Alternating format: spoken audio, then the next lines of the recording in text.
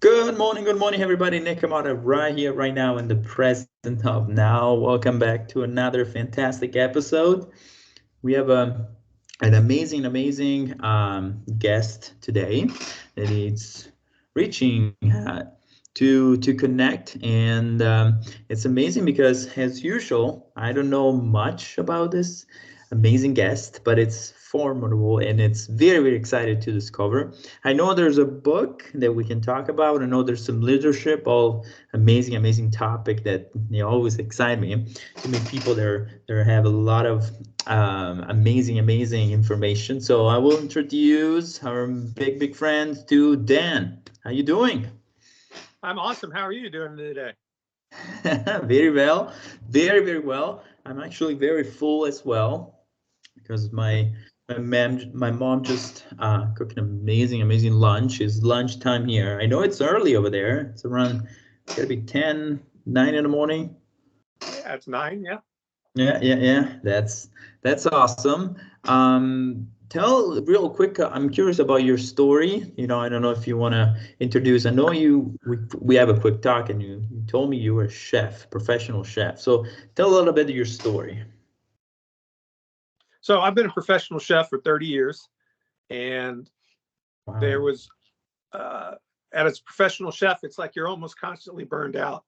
You go from season to season, burned out, get recovered, burned out, and a lot of that was it puts on weight and all that, and you have problems with the family because you're not home and all that. So, but I was at a friend's wedding, and I looked at the wedding picture later, and I didn't recognize myself because I was 300 pounds, and I was like, wow, who is that?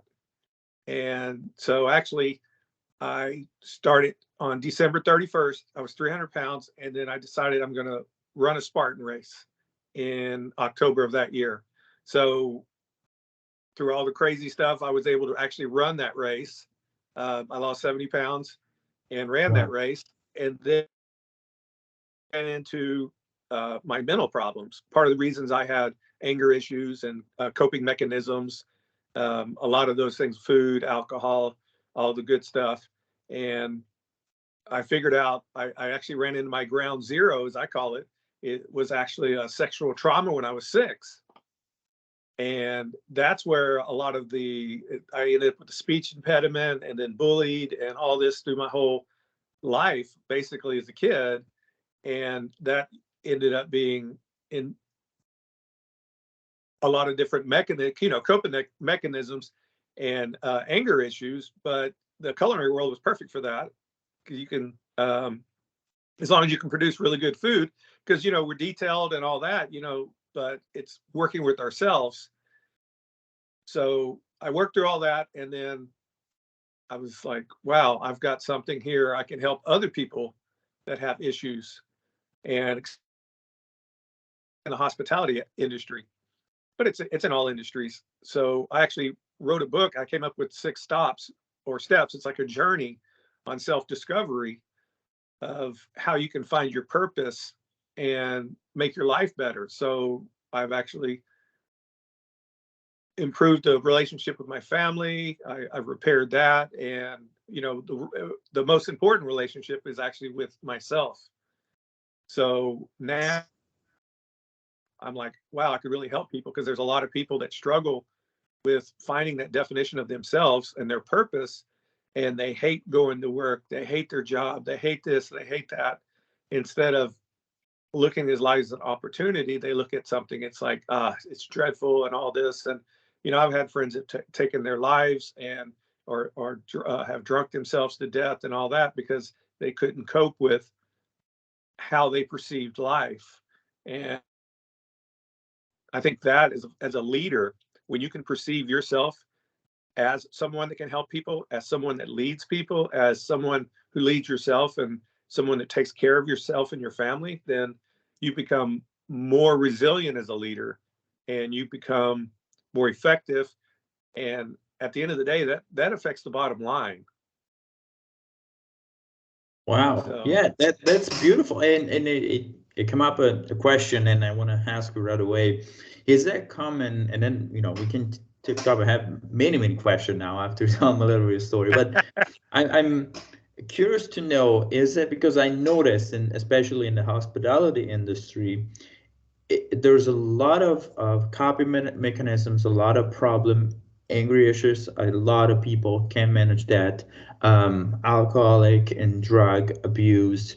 Is that because of the idea of a hospitality? So please other, make sure a customer service, make sure other people are good, the customer is always right, the usual thing that can take all the damage inside. It doesn't really have a lot of time to escape your body, so internalize all that kind of trauma or bad behavior, or it's because it's a lot of stress.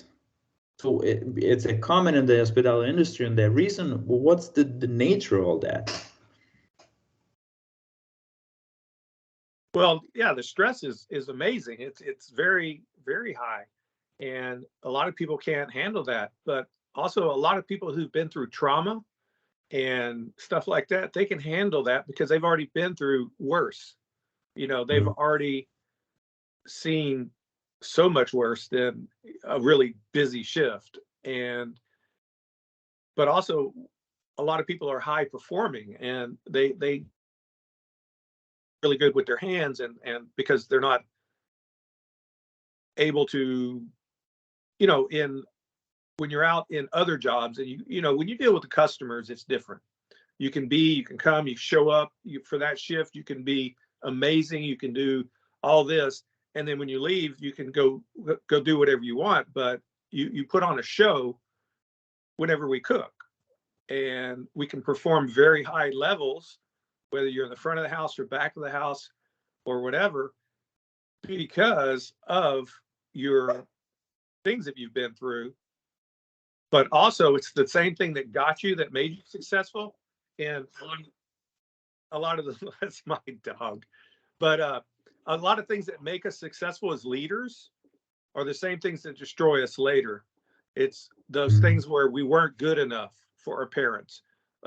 We weren't, we were traumatized. We had, we were sexually traumatized, or even we let ourselves down. We had failure, or there's all these different things that happen to us when we're young, when we're developing our brains. And so we come up with these coping mechanisms like, okay, I was never good enough, and like now I have to prove myself.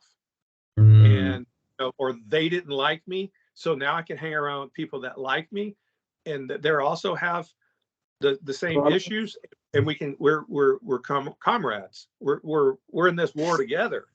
And that's where you get a lot of that is because a lot of people have PTSD from being a kid, and they think it's only with the war or wars, but really a lot of kids have PTSD, and they've gone through their whole life through that and haven't treated it. So yeah, I mean, we got something to prove, but after a while we destroy ourselves.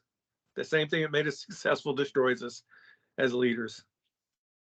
Yeah, because getting busy and be there with a high stressful environment become your drug, because otherwise all you can start to see all the other imperfection that is in life. At least what I experienced, when you become too attached to something, and it could be pretty much anything. Some people are very attached to work because it's the only way they can succeed, and if they fail in other part, like presence at home or different relationship otherwise, it can become, I'm not good at that, so I just want to stick to what I'm good at, because then I can, I get rewards and I feel good about myself and all that kind of stuff, instead of challenging yourself and growing other aspects. Yeah, I mean, that dopamine rush, I mean, that's a coping mechanism. Working hard is a coping mechanism. Being drawn into it because you're, like you just said, you're drawn away from all your other problems. Everything disappears, and it has to do about what's going on that plate, or what you're serving, or the wine you're opening. Now you're in the entertainment. You've got something draw you out of into this world, out of the other world that really is, yeah, it sucks.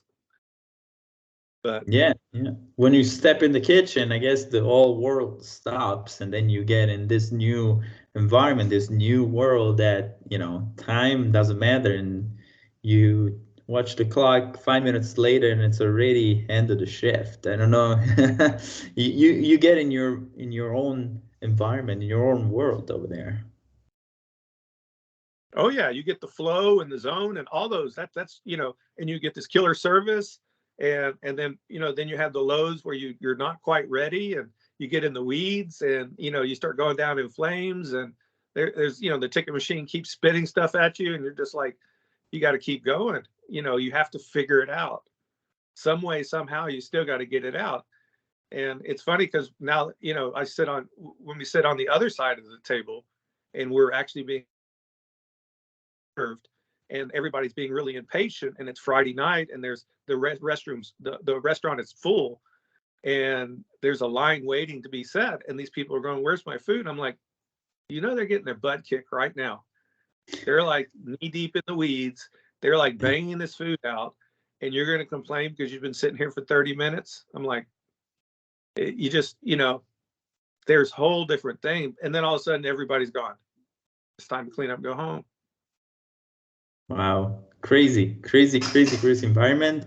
I have some personal experience because I love the behind the scenes. It's something that I really love and enjoys is every time there's a performing, you selling a product, you're an actor or something. I love to see what's behind the scene because I'm a logistic builder. I love how things are built, and I love to see what's behind a plate. You serve a beautiful risotto, and what's behind all that, from who was cleaning that plate to who's putting that plate together. So it's fascinating to me, all the process. So it's fascinating how there's so much work on this any small things that happen. So I always love to be behind the scenes, but I noticed that, and you can help me confirm that, is it common to, and I want to ask you, why is it common to have a lot of, I say problems. I'll call problems because could be different ones, alcoholism or depression or trauma in the hospitality business, or it's not that common as I thought. It's just a common people ground. Well, I mean, they're everywhere, but a lot of the times people are drawn to the hospitality because of their traumas, and or because it's a place where they can function highly as a person who really doesn't function highly in society. Ooh, okay. Because when you come in, it's your station, that's your owner, it's your mise en place. This is your stuff. That's my knife. Don't touch it. You have ownership, like this own little world that you own, your station. And you may not own that at the house. You may go home, and you may be a foreigner in your own home, or with your family, or in society. You don't fit in. I don't mean the word in a bad way, but it's almost like that, like a misfit. It's like, because it's hard to have personal relationships outside of work a lot of times. And I mean, I've been married 30 years, which is amazing for a chef. And For a chef, you say? for a Usually chef, they don't. I mean, there's a Oh, lot of very successful chefs that have been married for a very long time. Um, but I was on the extreme end. I found out that I was on the extreme end of the trauma and the PTSD and all that stuff more than most people. And I was like, man, if I could like be vulnerable and show people like this is the damaged me, and this is why I did this, and this is why I was drinking so much and drugs and everything, and this is how I came to peace with myself. Because a lot of us aren't at peace with ourselves. We can't be in a room alone with other people it's like, what do you talk about? What do you do? You know, it's hard to, it's really, you know, life sucks. and and it's when you find people who are in that same boat, you create that camaraderie, you create that army of people, that brigade, that whole brigade system. And you see those like Burnt and these other movies. I forgot the one with Roy Choi um, as the chef in California, and all these other. And you see this person who has problems communicating with people, or that, you know, that's kind of like, you know, can't get along with a lot of different people. But when you start to see them in the kitchen, man, you're like, wow, the magic starts to happen. And if you show up in your life, anywhere in your life, and you have magic where you are, aren't you drawn to that? Isn't that like addictive? And that's what happens. And then we get drawn into that. And then after work, we go and party and all that. And then you got to go deal with life. And that, yeah, and life deals with you. If you don't deal with life, that life deal with you for sure. Exactly.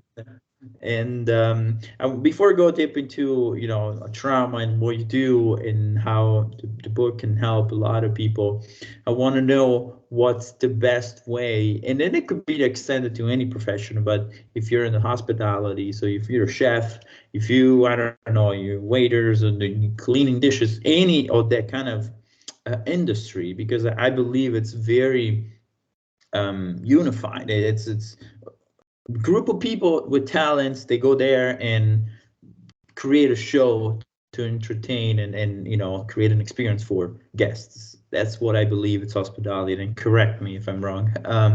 But what's the best way to have a balance, life, work, have an amazing career, still enjoying going home and enjoying the other side of the other part of life that is there?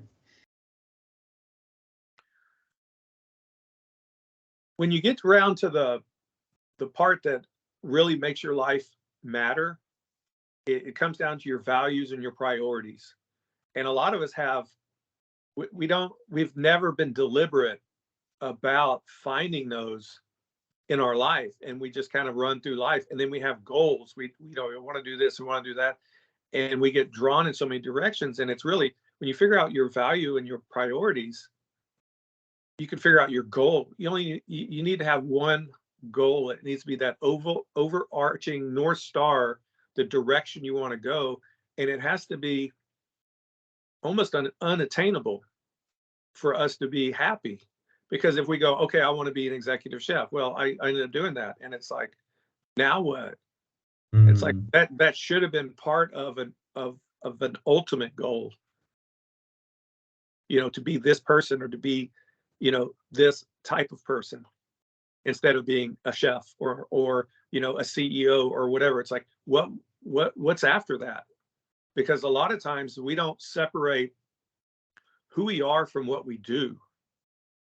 And that's a big thing, because if you can't separate yourself, and I couldn't for the longest time, if you can't separate who you are from what you do, when they criticize your work, they're personally criticizing you. And you take offense to that, and it hurts, it cuts deep. And you don't want that to happen. So if you can separate yourself, and you figure out your priority and your goals, and you can separate your job from who you are, that way, when they criticize what you've done, they haven't personally criticized. Then you're like, okay, they just didn't like my work. Yeah. They don't like me. And when you feel like people don't like you, you can't function at a very high rate. You beat yourself up. You're the one that takes yourself into the corner and beat yourself, you know, mentally, and you mistreat yourself and all these other things. And when you do that to you, you actually do it to others around you, especially your loved ones. When you mistreat yourself, you mistreat them. So Yeah, you start projecting to other people what's inside. I very love the idea of what you exactly said. I struggled a lot before leaving Italy and moved to America. about the idea that you're not your job, you're not your profession. I was a professional surveyor. I was kind of an engineer in Italy, and I had so much hard time just trying to disconnect that, because it got me so much joy, respectability, and the community and all that. That kind of, you need to deal with your ego and then talk to yourself and say, hang on a second, you're not an engineer. You're a person first. And there's amazing, something that helped me a lot to realize that was the Dr. DeMartini, that when he asks you, who are you?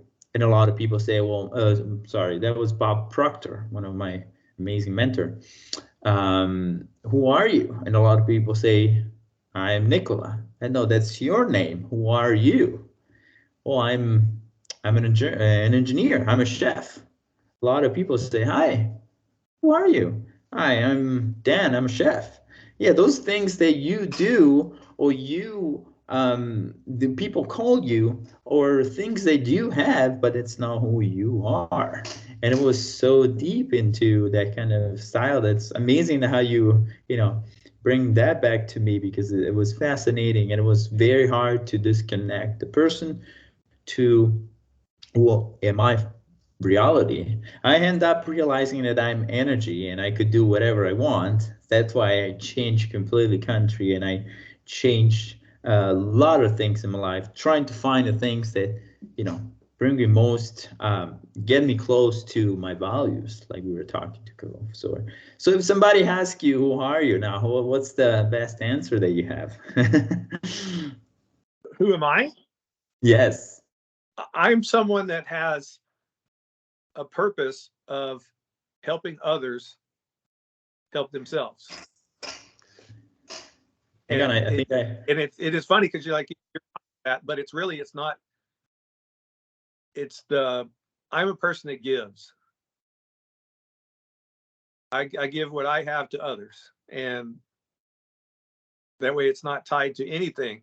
If they don't like my gift, that's fine. Not everybody's going to like your gift, but me as a person, it's like you said, energy. I give positive. I give. I'm that one spot that you need, and it's amazing to have that, because nobody can criticize it. Yeah, you can't really complain about gift. Yeah. Technically, people do, but you can't, because it's a gift. Right. That's beautiful. It'd be lovely, lovely. Let's go deep into this trauma. I'm waiting about this trauma. A lot of people, and I had the conversation last time, this podcast, with first responder. So they deal with a lot of trauma. I did last time with another beautiful person about trauma. We talk about a lot of trauma. Everybody in their life has some kind of a trauma. Tell about your experience and how you achieved. I like to the word that when you fulfill trauma, that mean that it's almost there's a hole, they call you trauma, and then you fill her up, so you do, you kind of complete it, you kind of extinguish that trauma instead of cover up. The trauma is still there, and every time you walk to fall apart, and you go deep in that hole. Yeah, I mean, a lot of the time, well, like with my trauma, it's like it was regressed all my years. And it was actually when I was actually reading a book. It's called The Body Keeps Score by Dr. Bessel van der Kolk. And Okay. he was talking about how you've heard of that, huh? But the book, it's like the chemical reaction that you had at that trauma, that initial trauma, is when you're triggered later in life, you're going to get that same chemical response again. And that's the hair to stand on the back of your neck, for you to get nervous, for you to start shaking, and for you to be reactionary. And I was very, very reactionary. I was, yeah, hot snap, anger really quick, and I couldn't control it. That's where a lot of our problems come from, is how we react to people. Because when we react negative to people, they're not going to come back to us. It's going to keep us from being successful. And so I figured out the trauma and was actually figured out, go back to ground zero. And after, when I was 6, because when I was 6, all of a sudden I ended up with speech impediment and nobody knew why. And I didn't know why. Well, now I know why. And that lasted a couple of years. And that's at 6, 7, 8. So then I would start being bullied because I couldn't say R's. And then my coping mechanism was food. So I ate like crazy. So I was a very large kid, but I was very awkward. So I was that baby Huey little kid because I was very awkward. And I was an easy target all the way through high school to be bullied. And so that created the person that, wasn't going to do that, because then I was big and I learned to fight. And then, so I wasn't going to tolerate it anymore. But a lot of times, like you said, you can't cover your trauma, and you really can't get rid of it totally. It's always going to be a part there, but you can learn how to use it for your own good and to use it for superpower. And a lot of times people have, like, if they're never good enough, then their superpower, the problem is they have to prove themselves all the time. But then also they want to help people. It's like people have trauma. Their superpower is now they can empathize with someone and they can help that person with their getting over their traumas. Until we realize it's a superpower, it holds us. But once we realize it's like I would have never admit it because I was a man, you don't admit that, but I'm very empathetic. And I can, that really helps because I can talk to people, and it's like, I'm very vulnerable. I'll talk about my sexual trauma. I'll talk about anything about me. I don't hide stuff because I'm not scared anymore. I'm not that scared little boy. And, like you said, your traumas, until you harness your trauma harnesses you. And that was, and I actually did a couple of months ago, I did some therapy because I would have never done therapy because I was a man. Man. Yeah, men don't do that, but BS. And actually it really helped. Excuse me. It helped because it was actually, it replaced because I could see it and feel it and smell, all those things were still there. And this actually helped me remove a lot of that. So it basically replaces those memories with a good memory. And yes.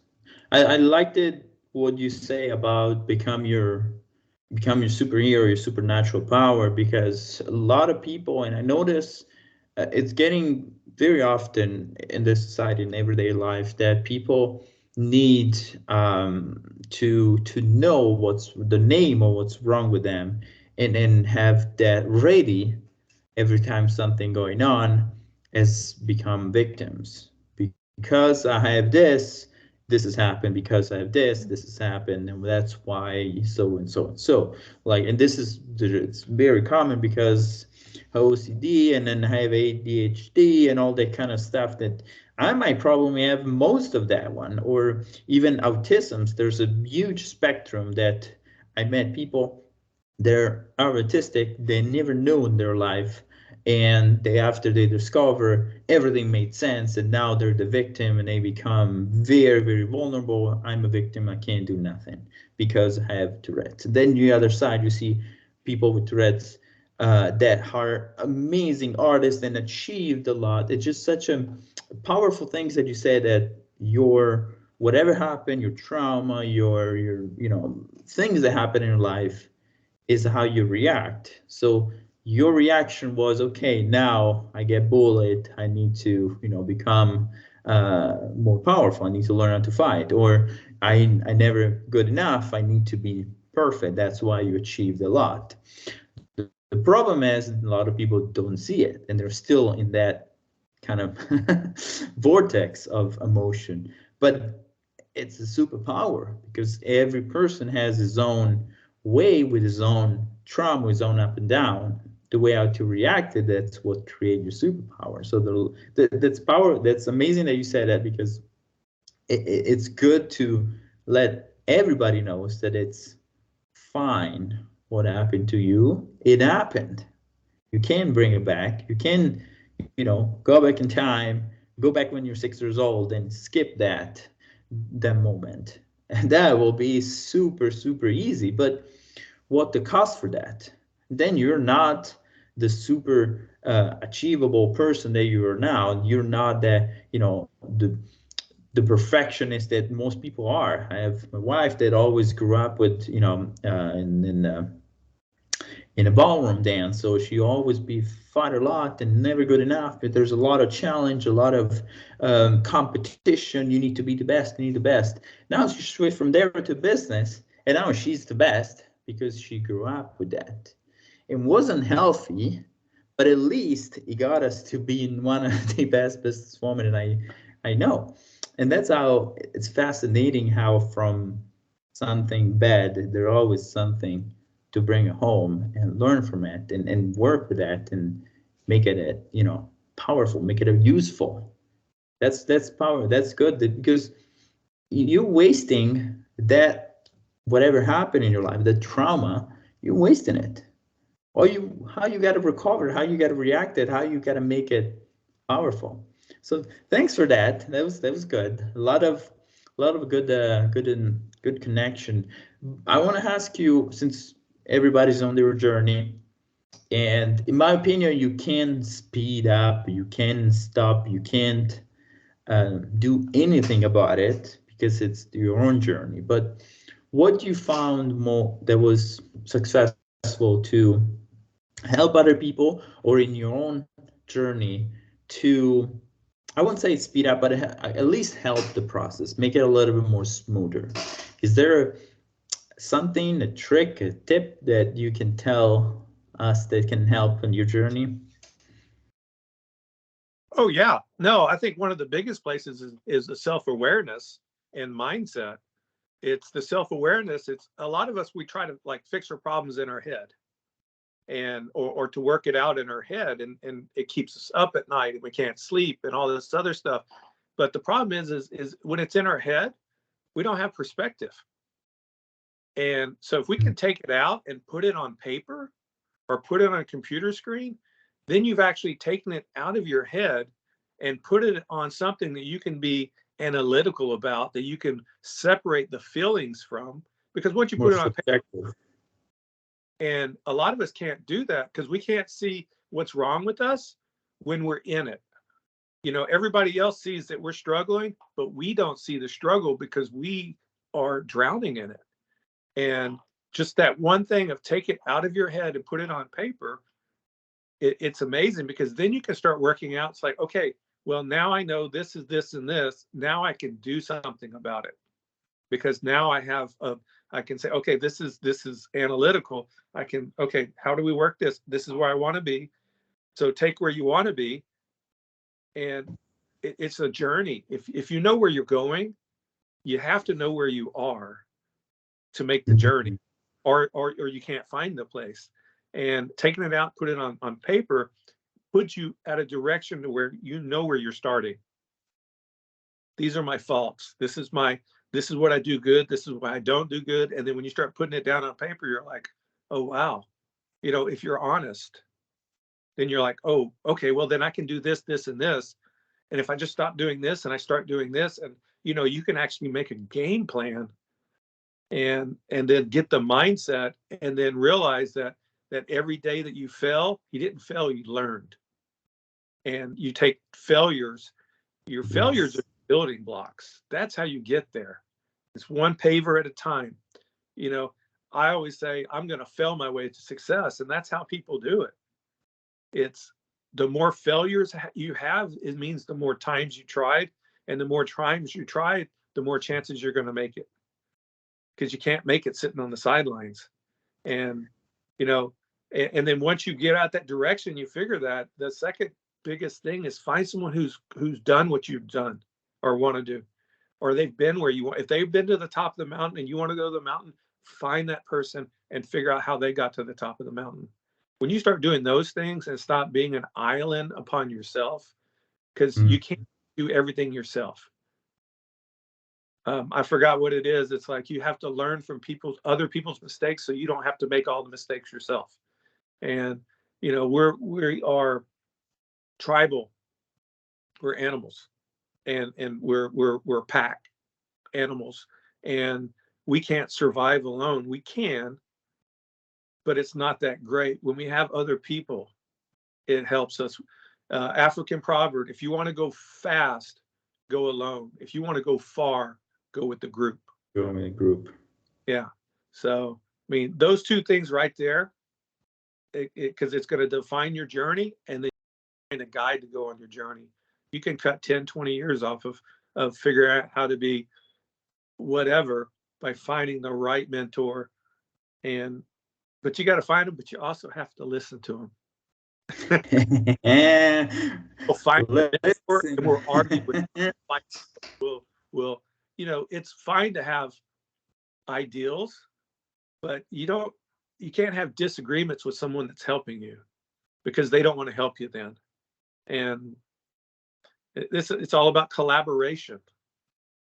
So yeah, no, that was powerful. You said a lot of amazing things that I was trying to reconnect all of it. One was that you can't go alone. If you want to go far, you need to go with a group.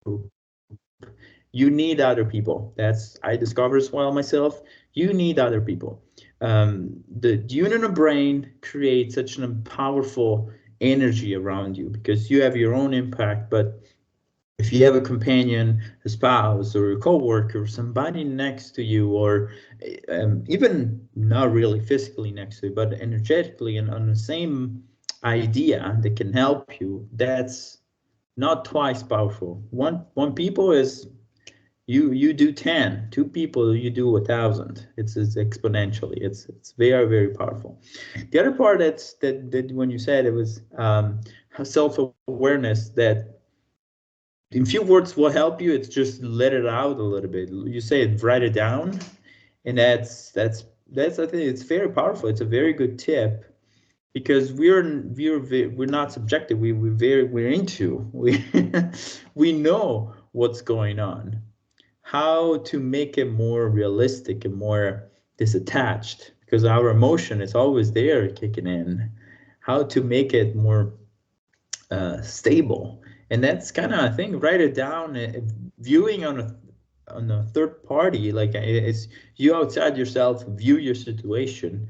That will help a lot in get it out of your head. I love the way that you said that. I think it's extremely powerful to make it work. That's awesome. And you say you can take 20 years off, 10 years off on your journey.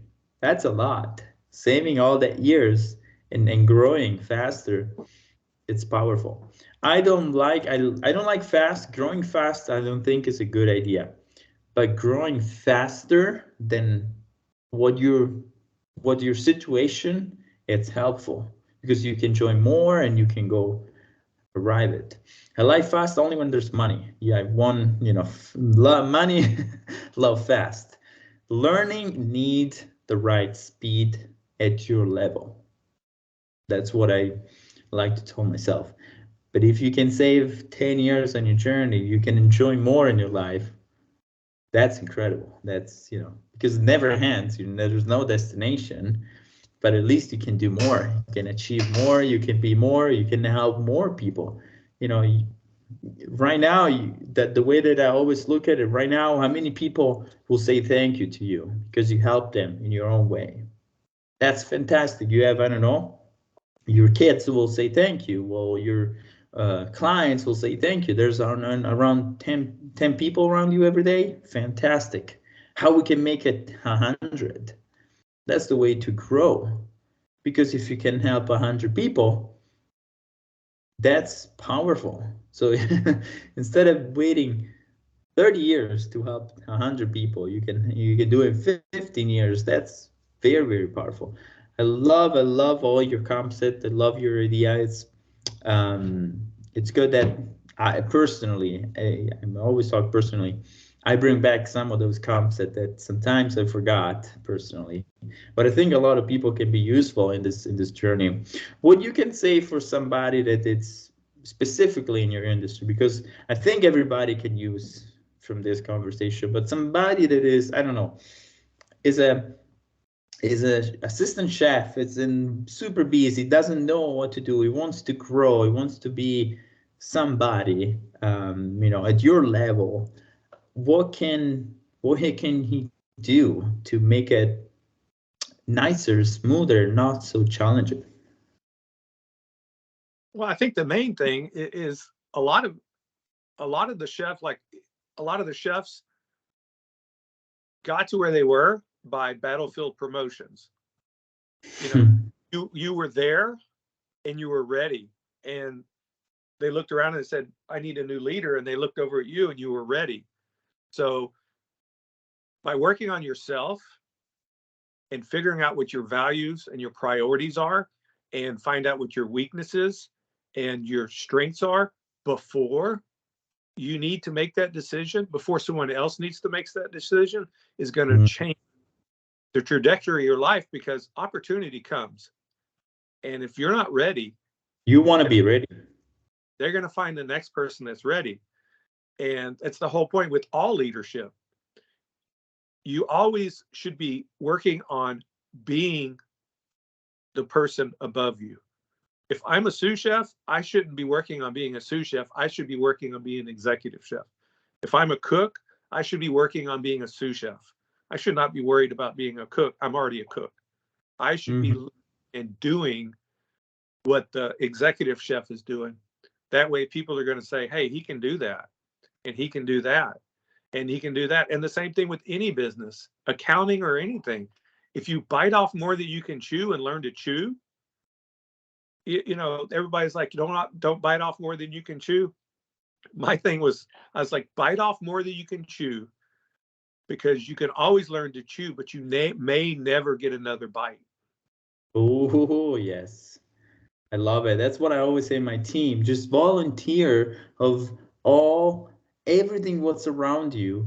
Don't spend time. You need to do faster, whatever is your job, and volunteer all the what you want to achieve. If you want to be one of the manager here, be a manager ready, and people will see you. And I already saw a part of my team who already is doing half of my job, and already who I can give it my other half of my job, so we can he can replace me easily. That's very, very powerful. And you explain a little bit of your journey in your book, correct? Oh yeah. I start at the beginning and go all the way through, and then I work through the 6 steps, because I have 6 stops in there, and I work through that. And then I also put on there's exercises in every chapter, and then there's questions. There's questions, relevant questions for every single step. And when they start going through all of those, you start to find your answers. If you ask enough questions, you're going to get enough answers. And if you have enough answers, you're going to have enough to make a good decision. But you got to ask the questions first. And then at the end of it, it tells you how to put it all together. So I think it's pretty comprehensive. And I really, it's what we just talked about, the being ready to be a leader before you are a leader, or if you are a leader, the things that help your team become a better leader. And that's the whole thing. It's like you become a better person to yourself, and then you can become a better leader to others. That's very, very powerful. So we have those. I want a little bit spoiler. Now I gotta get the book. Of course, I'm curious.